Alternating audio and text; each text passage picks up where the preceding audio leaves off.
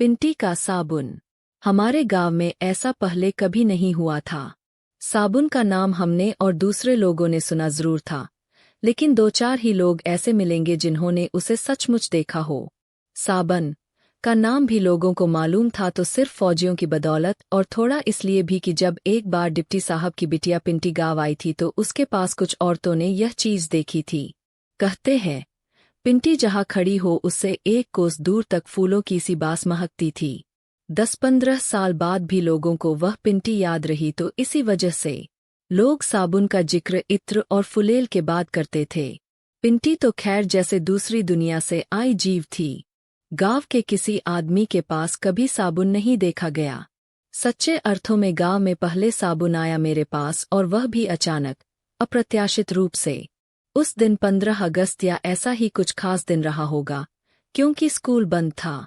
मैं और काका आलू बेचने के लिए कई कोस चलकर कस्बे में आए थे। काका मुझसे 5-7 साल ही बड़ा होगा। हम दोनों लगभग दोस्त जैसे ही थे।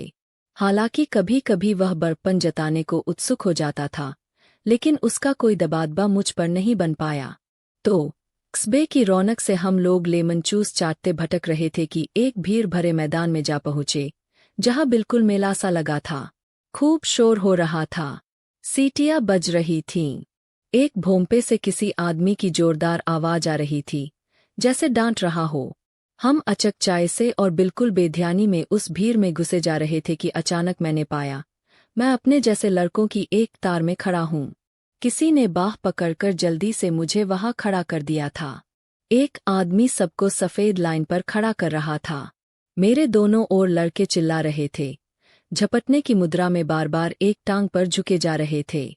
लगा जैसे कोई दौड़ होने जा रही हो। पहले तो मैं घबरा गया। इधर उधर देखा तो काका का कहीं पता ही नहीं। लाठी वालों ने बाकी भीड़ के साथ उसे भी धकिया दिया होगा।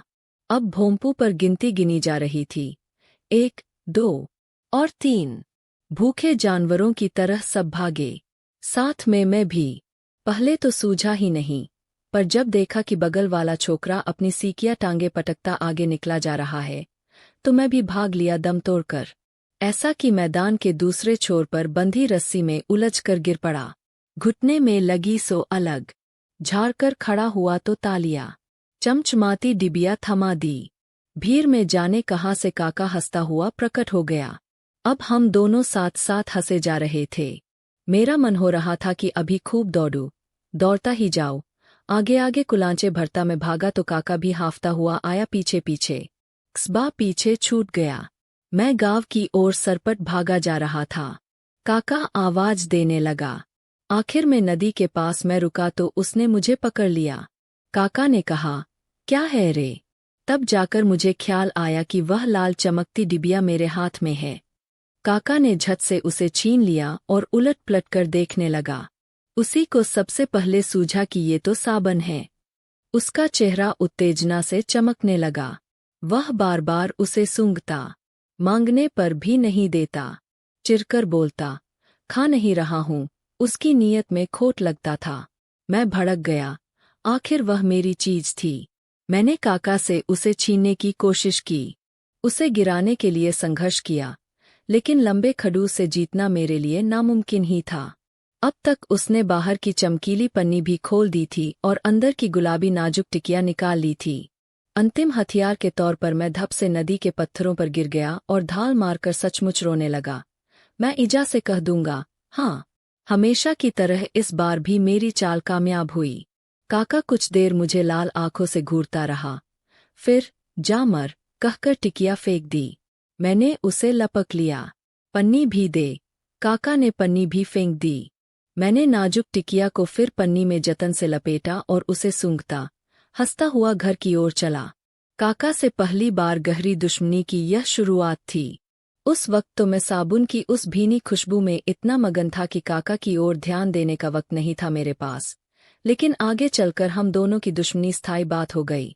बहरहाल उस शाम काका पीछे पीछे पत्थरों को ठोकर मारता हुआ चला। घर पहुंचते ही मुंह टेढ़ा कर उसने ऐलानिया अंदाज में कहा, गोपिये को एक साबन क्या मिल गया, नीचे ही नहीं देख रहा आज। इजा गोबर समेट रही थी, खड़ी होकर बोली, साबन? कहाँ से लाया रे? कैसा है? दिखा तो। मेरा है, मैंने तुनक कर कहा। इजा हाथ खूब साफ से धोकर आई। दिखा तो, मैं भी देखूं कैसा साबन है। मुझे अब तक किसी पर एतबार नहीं रह गया था। बहुत नखरे के साथ उंगलियां खोलीं। इजा ने बड़े शौक के साथ साबुन लिया। डिबरी के पास जाकर गौर से देखा। 2-3 बार सूंघा। बोली, मैं नहाऊंगी इससे। मैं चील की तरह झपटा। साबुन झपटकर अंदर की जेब में ढूंसा। भागकर खड़ा हुआ 20 कदम दूर। इजा देखती रह गई। मर तू, आग लगे तेरे साबन को, उसने चिचियाकर कहा और आंखें तरेरती हुई वहां से चली गई। इस तरह माँ मेरी दूसरी दुश्मन बनी। असल में साबुन की इस महत्ता को मैं पहले समझ ही नहीं पाया। शायद समझने की उम्र थी भी नहीं, लेकिन जल्द ही मुझे लगने लगा मानो मैं चारों ओर से दुश्मनों से घिर गया हूँ। मुझे मालूम था, काका मेरी हर चीज को उलट पलट कर देखता है। घर में जितने भी कंस्तर डिब्बे हैं, सबको उसने टटोला है। यहाँ तक कि गौशाला की घासपुआल को भी वह छान आया है। लेकिन साबुन कहाँ है, यह मेरे अलावा कोई नहीं जान सका था। हारकर काका ने मेरी चापलूसी करने की भी कोशिश की, लेकिन अब मैं उतना भोला नहीं रह गया था। बापू को तो साबुन देखना नसीब ही नहीं हुआ।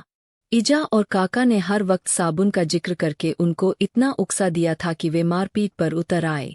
पर अब तक मैंने जान लिया था कि जो भी साबुन देख लेगा, उसकी नीयत में खोट आ जाएगी। सो मैं भी टस से मस नहीं हुआ। हारकर बापू ने यह कहते हुए कि बहुत इतर फुलेल का शौक चरा है, भेज 2 साले को गाय चराने, मुझे कसकर 2 लाते मारीं। मैं रोया नहीं और इस अपमान को पी लिया। लेकिन इस घड़ी से मुझे संदेह होने लगा कि उनका असली बेटा हूं भी या नहीं। कुंती को अलबत्ता एक दिन मेरी सख्त पहरेदारी में साबुन को छू-सूंघ कर देखने का मौका मिला। कुंती तब से आंखें बड़ी बड़ी किए पीछे पीछे डोलती रहती है। उसे भगाने के लिए झापड़ों के अलावा कोई रास्ता नहीं होता। इतने लोगों के बीच साबुन को बार बार देख पाना मेरे लिए भी मुश्किल हो रहा था। मेरी बेचैनी लगातार बढ़ रही थी। हर दिन पहाड़ सा लगता।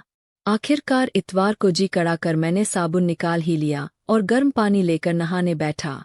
यह साबुन से मेरा पहला स्नान होने जा रहा था। मैंने बड़े प्यार से पन्नी अलग की। एहतियात से धूप में रखे साबुन को नरमी से दाएं हाथ में पकड़ा और भीगे बालों को हौले हौले छुआ। गुलाबी टिकिया पर उभरे हुए अक्षर बने थे। मुझे अंग्रेजी पढ़नी नहीं आती थी, लेकिन यह जो कुछ भी लिखा था, इससे साबुन की खूबसूरती बढ़ रही थी। वे मिटे नहीं, इसका ख्याल रखना था। काका कहने को तो चाक में बैठा पढ़ाई कर रहा था, लेकिन बार बार उसका सिर खिड़की से दिखाई दे जाता। फिर जोर जोर से किताब पढ़ने की आवाज आती। इजा घास को जाती बीच आंगन में रुक गई। कुछ देर देखती रही, फिर मुंह बिचकाकर चली गई। कुंती 2 कदम दूर आकर खड़ी हो गई और मेरे बालों पर फिसलते साबुन को, उससे बनते सफ़ेद झाग को और धूप में चमकते कई रंगों के बुलबुलों को एकटक देखती रही। भाग, भाग, मैं चिल्लाया। कुंती चिरौरी करने लगी। दादा, मुझे भी दे दे थोड़ा सा। कुंती को मैं अच्छी तरह जानता था। बिल्ली की तरह धूर्त। उसे भगाने में ही भलाई थी। पहले तो मैंने उस पर पानी फेंका। नहीं हटी तो भीगे हाथ से दिया एक झापड़। इधर चिल्लाती हुई कुंती भागी, उधर सीढ़ियों पर धड़धड़ाता हुआ आया काका। उस पर हाथ चलाया तूने, आज तो तेरी खैर नहीं। पर मुंडेर से आगे नहीं बढ़ा, वहीं रुककर घूरने लगा। मैं बहुत दूर था। मज़े से हंसता झाग उठाता रहा। काका गालियां देता रहा, लेकिन वहां से हटा भी नहीं। बड़ी देर लगाकर पानी डाला बदन पर, साबुन को सुखाया। नामालूम सा घिसा था, पन्नी में संभाल कर रखा। इतराता हुआ काका के बगल से निकला। काका ने हवा को सूंघा। कैसी तो ताजगी आ गई थी बदन में, कैसे खुशबू, और बाल कैसे नर्म। खुशबू कहीं उड़ न जाए यह सोचकर फटाफट कपड़े पहने। अपने आंगन की मुंडेर से मैं छलांग लगाता और कई बार ऐसा होता कि मैं उड़ने लगता। ऊंचे और ऊंचे पहाड़ों के ऊपर मैं कबूतरों की तरह तैरता जाता। दूर दूर तक जाने कितने देश, कितने गांव एक साथ मेरे नीचे सरकते जाते। बदन में सनसनी सी होने लगती। नीचे देखता तो अपना घर छोटा सा दिखाई देता, खिलौने जैसा। और इजा, बापू, काका, कुंती, सारे लोग कैसे दिखाई देते, जैसे चींटी जितने को गए हों। मैं सारी दुनिया के ऊपर तैरता, सब कुछ मेरे नीचे, कोई मुझ तक नहीं पहुंच सकता था। यह सपनों की बात थी। कहते हैं कि बरवार के दिनों में बच्चों को उड़ने के सपने दिखाई देते हैं, लेकिन सपने सच नहीं होते। यह किसने कहा?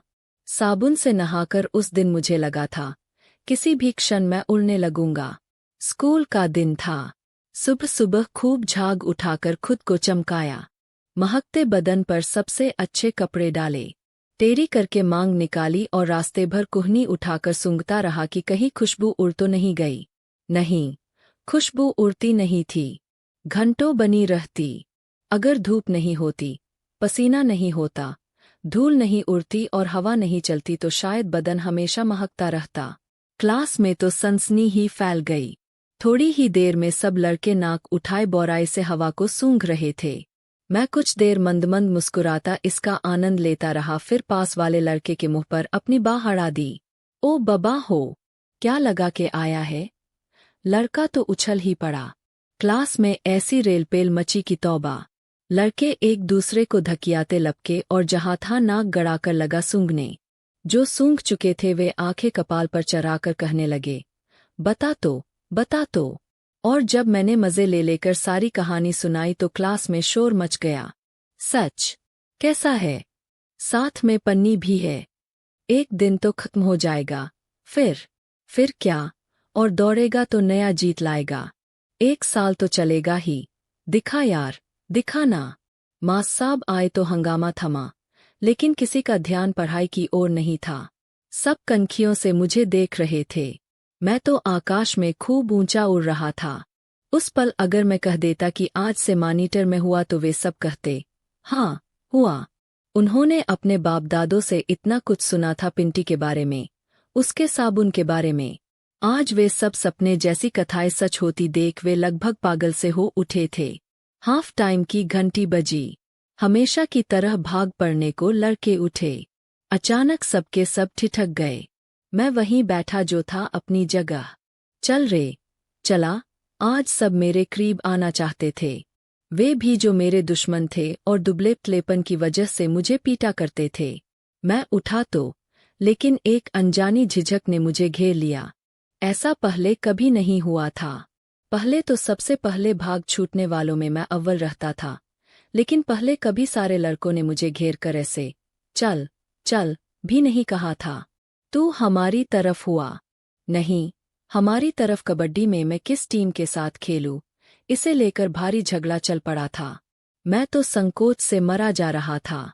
कबड्डी में रगेदे जाने का, मिट्टी में लिपटने का डर मुझ पर हावी हो गया। नहीं, मेरा मन नहीं है खेलने का, मैंने कहा। क्यों? क्यों? हर तरफ से पुकार मच गई। फिर अपने आप जैसे सब लड़के समझ गए। अच्छा तू रेफरी हुआ, तू बैठकर देख। वे एक एक कर खिसकने लगे, खिसियाए हुए। हर कोई साबुन देखने को बेकल था। सारे गांव में जंगल की आग की तरह यह बात फैल गई थी। लोग मुझे रोक लेते, कोई बहाना खोजकर घर चले आते। वे चाहते कि मैं उनको साबुन दिखा दूं। जब मैं इनकार कर देता तो वे नाराज हो जाते, डांट-डपट करते। अलबत्ता वे मुझे सूंघ जरूर लेते। साबुन न दिखाने की मेरी इस जिद से घरवालों को शर्मिंदगी का सामना करना पड़ता होगा। बाद में मुझे वे अपनी गालियों का निशाना बनाते। काका जब भी सामने आता धमकी भरे इशारे करता। 2-1 बार तो उसके अकेले में मेरा गला भी दबाया। कुंती हमेशा मुँह फुलाए रहती। उससे मेरी झड़प हो जाए तो बापू मुझे अपने 2.5 किलो के हाथ से झापड़ मारने में जरा देर नहीं करते। ईजा मुझसे हमेशा चिड़चिड़ाते हुए बात करती। सारी दुनिया गिद्धों की तरह मेरे उस छोटे से सुख को नोचने के लिए बेताब थी। मैंने देखा कि पहले तो लोग मेरी इज्जत करने लगते, लेकिन जब मैं उनको साबुन नहीं दिखाता तो वे फौरन मेरे खिलाफ लामबंदी कर लेते। लगभग सभी मेरे दुश्मन हो चुके थे। लोगों ने मेरा नाम ही पिंटी रख दिया था। यह सिर्फ मजाक नहीं था। इस तरह वे अपनी नफरत जता रहे होते। लड़के मुझे पिंटी पिंटी कहकर पुकारते। और हैरानी की बात तो यह कि इस बात से मुझे तकलीफ होने के बावजूद मैं अक्सर उस पिंटी के बारे में सोचने लगा था। मैं सोचता कि वह कैसी और कहाँ होगी। मैंने मन में उसका एक खाका भी खींच लिया था, जिस पर मैं अपनी खाली वक्त में रंग भरा करता था। मेरे ख्याल से वह हमारे कैलेंडर की लक्ष्मी जैसी थी। वह इतनी गोरी थी और उसके कपड़े इतने चमकीले थे कि रात में भी उसके आसपास उजाला रहता था। उस पर धूल का एक कण भी नहीं बैठ सकता था। वह इतनी हल्की थी मानो उसे सफ़ेद कोरे कागज से बनाया गया हो। और खेलना तो मैंने छोड़ ही दिया था। कुछ लड़के मेरे करीब होना चाहते, लेकिन जल्दी ही धमाचौकड़ी का आकर्षण उनको खींच ले जाता। जब लड़के हुड़दंग मचा रहे होते, तब मैं दीवार पर बैठा टांगे हिलाता रहता। वे कबड्डी में एक दूसरे को रगेदते, गीले खेतों में घुसकर ककड़ियाँ खोजते, चोरी से नींबू तोड़ लाते, नदी में नंगे होकर नहाते, पिरूल में फिसलते। वे हमेशा की तरह चीखते चिल्लाते, गुत्थम गुत्था होते, कपड़े फाड़ लेते या बदन छिला लेते। मैं बैठे बैठे उनको देखता और उंगलियां चटखाता। सच कहूँ तो कई बार मेरी इच्छा हुई कि मैं उनके बीच कूद पड़ूं। जब भी ऐसा करने को हुआ, जाने किस बात ने मेरे शरीर को जड़ कर दिया। तब मैंने चाहा कि कोई लड़का मुझे जबरन घसीटकर कबड्डी के मैदान में धकेल दे, लेकिन शायद यह नहीं हो सकता था। वे तो अब मुझसे खेलने को कहते भी नहीं थे। उन्होंने मान लिया था कि पिंटी का काम बैठकर उनको देखते रहना है। वे मेरा अस्तित्व ही भूलने लगे थे। अब फिर काका बाजार जा रहा था। सामान लाने के लिए थैले झोले समेट रहा था। मुझसे रहा नहीं गया। कहा, मैं भी चलूंगा। काका एकदम भड़क गया। तू नहीं जाएगा मेरे साथ? मैं जाऊंगा। भाभी, काका ने ऐलान किया, इसी से मंगा ले अपना सामान। मैं नहीं जा रहा। इजा बाजिन की तरह झपटती आई। मेरा कान पकड़कर पटक दिया जमीन पर। आज करती हूं मैं इसका इलाज। ज्यों-ज्यों बढ़ रहा है, त्यों-त्यों सर रहा है। मेरी पीठ पर 2 लातें मारी और घसीटती हुई ले चली बाहर। पीछे से काका उल्लास से चिल्लाया, जरा अच्छी तरह से कर दो मरम्मत पिंटी की। इजा मुझे मरे चूहे की तरह घसीटती मुंडेर पर ले गई और धकेल दिया बिच्छू के झाड़ पर। ओ इजावे! मोह का एक पतला सा धागा भर बचा था। टूट गया वह उस क्षण। हाफ टाइम में दीवार पर बैठे मेरी आंखें बार बार भर आतीं। कूदते फांदते लड़के नज़र में कांपने लगते। बिच्छू के कांटों से बदन अभी भी चिलचिला रहा था। कोहनियाँ छिली हुई, बालों में धूल। नहाया था उस सुबह भी, लेकिन बदन में कोई खुशबू बाकी नहीं। मन खुलकर रो पड़ने को कर रहा था। जाऊं, चला जाऊं यहाँ से, हमेशा के लिए वहाँ, जहाँ पिंटी रहती है। वहाँ लोग ऐसे नहीं हैं। वहाँ नफरत नहीं है। बिना बात के ऐसा जुल्म नहीं है। और मैंने फैसला किया कि एक दिन मौका मिलते ही बाजार भाग जाऊंगा। कहते हैं, वहाँ से दूर दूर को बसें जाती है। किसी में बैठ जाऊंगा, फिर कभी नहीं लौटूंगा यहाँ। कभी नहीं। उस वक्त से यह इरादा मेरे मन में हर पल पक्का होता गया। मैंने कपड़े चुन लिए जो साथ ले जाने थे। एक झोला भी उनके लिए छिपा लिया। कुछ अखरोट भी रख लिए और देख लिया कि रुपए कहाँ से निकाले जा सकते हैं। मुझे बस मौके का इंतजार था। और ऐसे में वह कांड हो गया। मैं नहा रहा था। कैसी भी ठंड हो, मैं नहाए बिना नहीं रहता। मुझे मालूम नहीं था कि काका घात में है। मैंने साबुन अलग रखा कि वह बिल्ली की तरह झपटा। मैं सकते में। काका का हाथ साबुन पर पड़ा। उठा भी लेता कि साबुन फिसलकर दूर जा गिरा और तब तक मैंने आंखें भींचकर पीतल का भारी लोटा दे मारा। काका, हाय, कहता चकराकर बैठक गया और सिर पकड़े वैसे ही रह गया। तब तक मैंने साबुन उठा लिया और लोटा पकड़कर फिर से तैयार हो गया। पर काका तो उठा ही नहीं। तब मेरी टांगें कांपने लगीं। काका को हिलाकर पुकारा, काका, काका। कराहकर काका ने सिर उठाया तो देखा, माथे से एकदम लाल लाल खून बह रहा था। मार दी साले। काका जाने क्या क्या बड़बड़ाने लगा। फिर हाथों से माथा दबाए लड़खड़ाता हुआ बाहर चला। देहरी के पास रुककर मुड़ा। रुआसा चेहरा, गालों पर खून और आंसुओं के धारे। सिसकता हुआ बोला, साले, एक दिन तो खत्म हो जाएगा तेरा साबन। काका चला गया। मैं सन खड़ा रहा। हथेली खोलकर देखा, गुलाबी खूबसूरत टिकिया, पर अब कितनी पतली लग रही थी।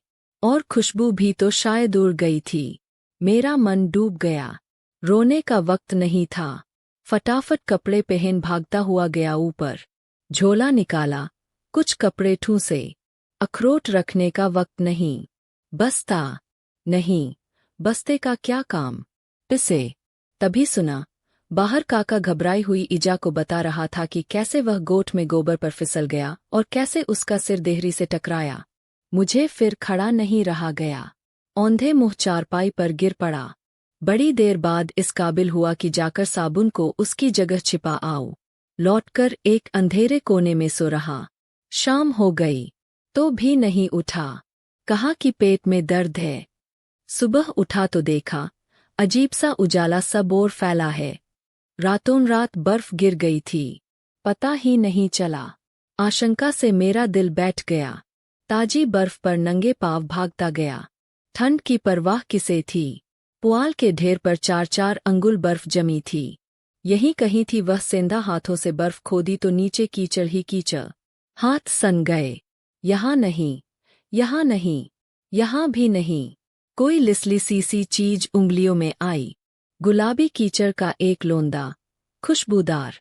उस लोंगे को हथेली में भरे मैं वहीं बर्फ पर धप से बैठ गया, शीत से कांपता हुआ। गोपिया, यह इजा थी। दूध लगाने आई थी। मैंने सिर उठाकर देखा। उसी उपहास के लिए सिकड़ते हुए उसके होंठ। मेरे हाथ में लोंदा गिर गया।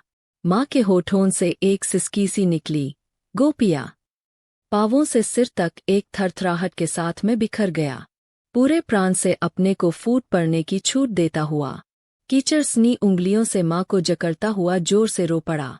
माँ भी वहीं मेरे पास बैठ गई, मुझे कौली में भरकर, और मैं कोक की गर्माहट में मुंह छिपाकर रोता रहा। बहुत दिनों बाद पहले की तरह। और सहसा मुझे लगा, बर्फ का एक विशाल ढेर पिघल रहा है। मेरा मन रुई की तरह हल्का और हल्का होने लगा। उस क्षण हवा का कोई झोंका आता तो मैं सचमुच ही उड़ने लगा होता।